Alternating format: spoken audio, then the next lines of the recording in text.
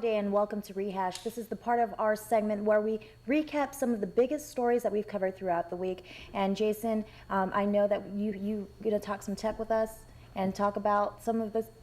Get us started. Absolutely. It was a really big week. We are, now finally past the storm phase, and so we've gone back to what would be considered maybe our normal pace. So like we're testing a bunch of different ways, some virtual reality, some stuff we can't talk about, but various different ways using various digital devices that you'll be used to access, share, consume, use our digital data and everything in a whole bunch of ways and everything. And that is coming up really, really soon. Plus, everybody, you want to stay tuned to your favorite app store for iOS and Android because we got big things coming.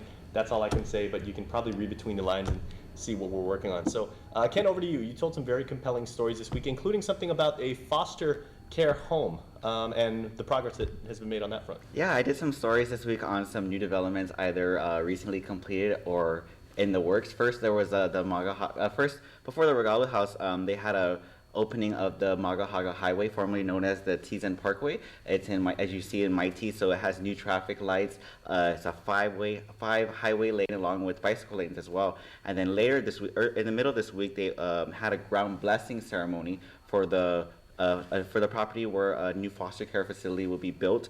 As you know, this has been in the works for years, and it's been a huge initiative by the First Lady's Regalo Foundation.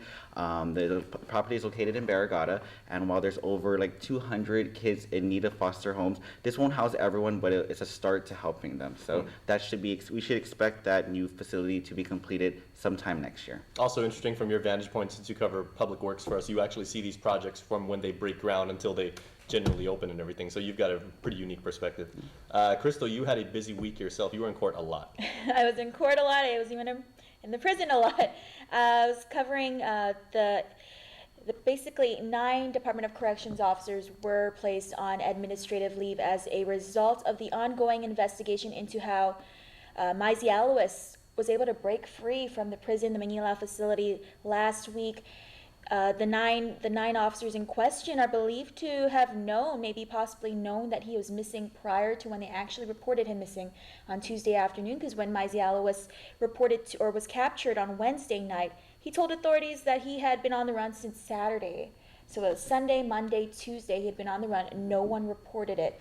And so these 9 Department of Corrections officers are believed to have known or maybe have been able to prevent it. They were directly involved with securing Maisie Alois, and DOC notes that there are possibly more notices of adverse action pending as a result of this investigation, and the investigation should be complete by mid-July. And Maisie Alois, of course, his court hearing is coming up in a few weeks. So Jolene, we started with you, and we go back to you. Had quite the busy week yourself. Yes, but I think to end the week, it ended with the Guam Homeland Security Advisor, Ambrosio Constantino, effectively resigning on Thursday.